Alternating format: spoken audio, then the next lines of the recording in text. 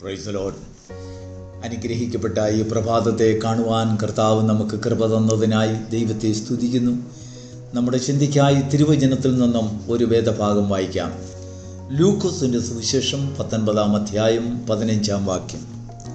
അവൻ രാജ്യത്വം പ്രാപിച്ചു മടങ്ങി വന്നപ്പോൾ താൻ ദ്രവ്യം കൊടുത്തിരുന്ന ദാസന്മാർ വ്യാപാരം ചെയ്ത് എന്ത് നേടി എന്ന് അറിയേണ്ടതിന് അവരെ വിളിപ്പാൻ കൽപ്പിച്ചു.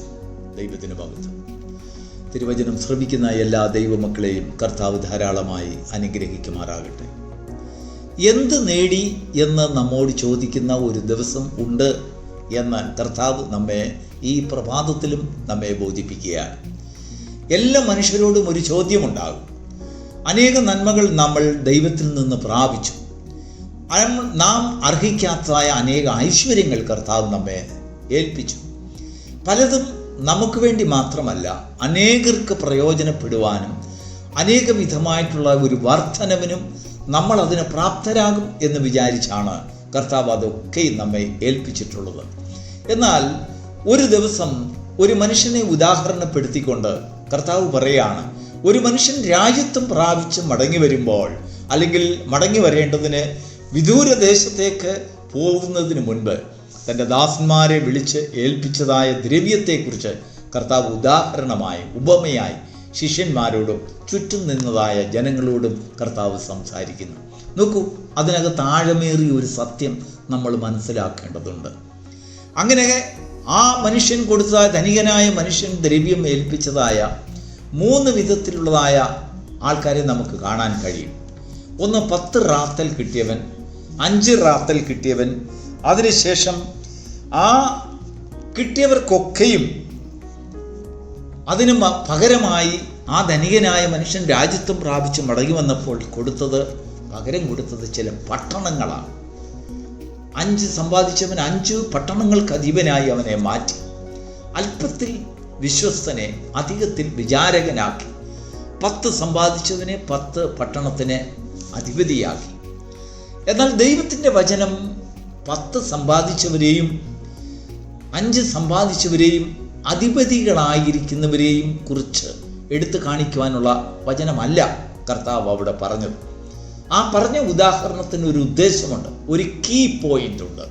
നോക്കൂ, നാം വായിച്ചതായ വേദഭാഗം, അവൻ രാജ്യത്വം പ്രാപിച്ചും മടങ്ങി വന്നപ്പോൾ താൻ ദ്രവ്യം കൊടുത്തവർ എന്ത് നേടി എന്നറിയേണ്ടതിന് വേണ്ടി അവരെ വിളിക്കുവാൻ കൽപ്പിച്ചു എന്ന് വായിക്കുന്നു. ദൈവത്തിന് സ്തോത്രം. എല്ലാ ദാസന്മാരും അവൻ്റെ വിളി കേട്ട്, അവൻ്റെ സന്ദേശം കേട്ട് ആ വലിയ മനുഷ്യൻ്റെ അടുത്ത് കൂടി.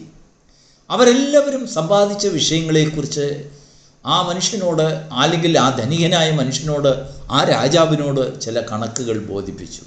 എന്നാൽ ഒരു മനുഷ്യൻ മാത്രം ആ രാജാവിനോട് പറയുകയാണ്, ഇങ്ങനെ പറഞ്ഞു, ഞാൻ ഒന്നും സമ്പാദിച്ചില്ല, നീ തന്നത് ഞാൻ ഒരു റൂമാലിൽ കെട്ടി വെച്ചിരിക്കുകയായിരുന്നു. റൂമാൽ അതിന് ഇംഗ്ലീഷിൽ വായിക്കുന്നത് he tied and kept it in a napkins. ദൈവത്തിന് മഹത്വം ഉണ്ടാകട്ടെ. ഒരു നാപ്കിൻ, ഒരു മുഖം തുടയ്ക്കുന്നതായ ഒരു തൂവാലയ്ക്കകത്ത് ആ ദ്രവ്യം കെട്ടി അവൻ സൂക്ഷിച്ചു. അതിനുശേഷം കർത്താവ് അവൻ്റെ വാക്കുകളെ എടുത്ത് പറയുകയാണ്. താൻ പറഞ്ഞ വാക്കുകൾ എന്താണെന്നറിയാമോ? നീ വയ്ക്കാത്തത് എടുക്കുകയും, അതിൻ്റെ 21-ാം വാക്യത്തിൽ ഇങ്ങനെ വായിക്കുന്നു, നീ വയ്ക്കാത്തത് എടുക്കുകയും വിതയ്ക്കാത്തത് കൊയ്യുകയും ചെയ്യുന്ന കഠിന മനുഷ്യൻ ആകൊണ്ട് ഞാൻ നിന്നെ ഭയപ്പെട്ടു. ദൈവത്തിന് മഹത്വമുണ്ടാകട്ടെ. അത്യാവശ്യം ദൈവഭയവും മനുഷ്യഭയവും ഒക്കെ ഉള്ളതായ ഒരു മനുഷ്യനെ കർത്താവ് എടുത്ത് കാണിക്കുകയാണ് ഉപമയിൽ കൂടെ. അവന് ഭയമുണ്ട് എന്ന് പറഞ്ഞാൽ അനീതി ചെയ്യുന്നവരെ കുറിച്ച് അവന് വലിയൊരു ഭയം. നീതിമാനെന്ന് അവനെ തന്നെ കാണിക്കേണ്ടതിന് വേണ്ടി അവന് ലഭിച്ചതായ ദ്രവ്യം അവൻ്റെ മുഖം തുടയ്ക്കുന്ന നാപ്കിനിൽ അല്ലെങ്കിൽ റൂമാലിൽ കെട്ടി വെച്ചിരിക്കുകയാണ്. അതിനുശേഷം ആ യജമാനനോട് പറയുന്നത്, നീ വിതയ്ക്കാത്തത് കൊയ്യുകയും വയ്ക്കാത്തത് എടുക്കുകയും ചെയ്യുന്ന കഠിന മനുഷ്യനെന്ന് ഞാൻ അറിയുന്നു. ദൈവത്തിന് സ്തോത്രം. കർത്താവ് വീണ്ടും അവനോടുള്ളതായ ഒരു മറുപടി, അതാണ് വളരെ പ്രധാനപ്പെട്ടത്. അവനോട്, ദുഷ്ടദാസനെ, നിന്റെ വായിൽ നിന്ന് തന്നെ ഞാൻ നിന്നെ ന്യായം വിധിക്കും എന്ന് പറഞ്ഞു. അതായത് നീ വയ്ക്കാത്തത് എടുക്കുകയും വിതയ്ക്കാത്തത് കൊയ്യുകയും ചെയ്യുന്ന കഠിന മനുഷ്യനെന്ന് നീ പറഞ്ഞുവല്ലോ. അതിൻ്റെ അർത്ഥം, കർത്താവ് പറഞ്ഞതിൻ്റെ സാരം, അനേക നന്മകൾ നാം ദൈവത്തിൽ നിന്ന് പ്രാപിക്കുന്നത്, ദൈവം നമ്മെ യോഗ്യരല്ല എന്ന് കണ്ടിട്ടും കൂടെ നമ്മെ ദൈവം വിളിച്ചേൽപ്പിച്ചതായ അനേക നന്മകൾ നമ്മുടെ വാക്കുകൾ കൊണ്ട് നശിപ്പിക്കുന്ന ചില വ്യക്തിത്വങ്ങൾ ഉണ്ട് എന്ന് കർത്താവ് എടുത്ത് കാണിക്കുകയാണ്. പ്രിയപ്പെട്ട ദൈവത്തിൻ്റെ മക്കളെ, ദൈവത്തിൻ്റെ ആത്മാവ് നമുക്ക് തരുന്നതായ ഒരു പ്രബോധനം, നീ ദൈവത്തിൽ നിന്ന് പ്രാപിക്കുന്നതായ അനുഗ്രഹം അതൊരു പക്ഷെങ്കിൽ ആത്മീകമായിരിക്കാം, ഭൗമികമായിരിക്കാം. ഭൗമികമായ ഐശ്വര്യങ്ങളുമായിരിക്കാം, ആത്മീകമായ ഐശ്വര്യങ്ങളുമായിരിക്കാം. എന്തു തന്നെ ആയിരുന്നാലും ശരി, നിന്റെ യോഗ്യത നോക്കാതെ നിന്നെ ഏൽപ്പിച്ചതായ ദ്രവ്യങ്ങളുടെ മേൽ നീ അതുകൊണ്ട് എന്ത് നേടി എന്നുള്ളതായ ഒരു ചോദ്യം വരുമ്പോൾ നിന്റെ വാക്കുകൾ കൊണ്ട് നീ അതിനെ നശിപ്പിക്കുന്നവനായി മാറരുത്.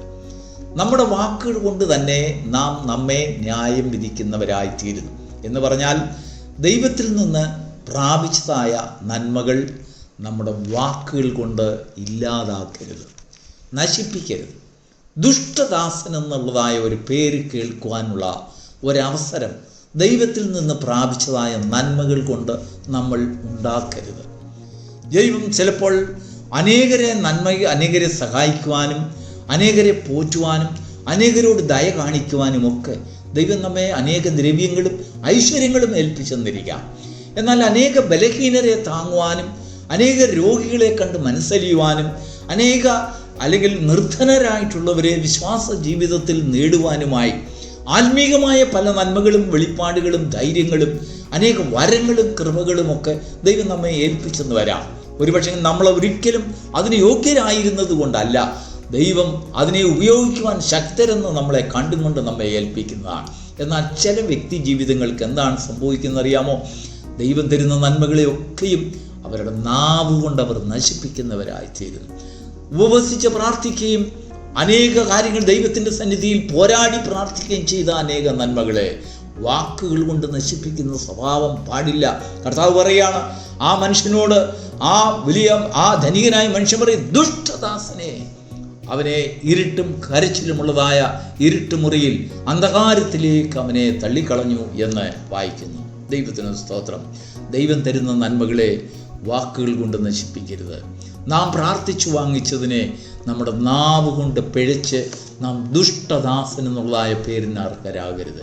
എന്നാൽ എന്താണ് നമുക്ക് പലപ്പോഴും നമ്മുടെ ജീവിതത്തിൽ പോരായ്മകൾ, നമ്മുടെ നാവുകൾ കൊണ്ട് പോരായ്മകളൊക്കെ നമ്മൾ സംഭവിച്ചെന്നിരിക്കാം, അല്ലെങ്കിൽ നമ്മുടെ നാവിൽ കൊണ്ട് പിഴവുകൾ വന്നെന്നിരിക്കാം.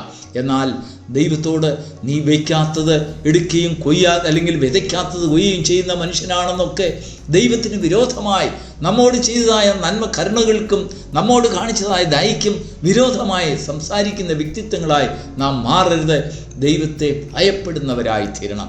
ഈ മനുഷ്യനെ നോക്കൂ, ഒരു ദ്രവ്യം വാങ്ങിച്ചവൻ അത്യാവശ്യം ദൈവഭയമൊക്കെ ഉള്ളവനാണെന്ന് കാണും. കർത്താവ് പറയുന്നത് അവൻ ഭയപ്പെട്ടെന്ന് പോലും, അതായത് മനുഷ്യർ കാണുക റൂമാല് കൊണ്ട് അവൻ്റെ മുഖം തുടച്ച് അവൻ നീതിമാനെന്ന് കാണിച്ച് ദൈവഭയമുള്ളവനെന്ന് മറ്റുള്ളവരുടെ മുമ്പിൽ അഭിനയിച്ചു പോകുന്ന ഒരു മനുഷ്യൻ ആ റൂമാലിൽ ദ്രവ്യം വെച്ചുകൊണ്ട് ദൈവം കൊടുത്ത നന്മകൾ അവൻ്റെ മുഖം തുടയ്ക്കുന്ന മുഖത്തെ മിനുക്കുന്നതിന് വേണ്ടി മാത്രം അവൻ ഉപയോഗിച്ച ഒരു മനുഷ്യൻ. എന്നാൽ അവൻ്റെ നാവ് കൊണ്ട് അവൻ ദൈവത്തിന് വിരോധമായി സംസാരിച്ചു. അവൻ്റെ നാവ് കൊണ്ട് നന്മകൾക്ക് വിരോധമായി സംസാരിച്ചു. അവന്മേൽ കാണിച്ചതായ ദയയും വിശ്വസ്തതയും അവൻ്റെ നാവ് കൊണ്ട് ഇല്ലാതാക്കി.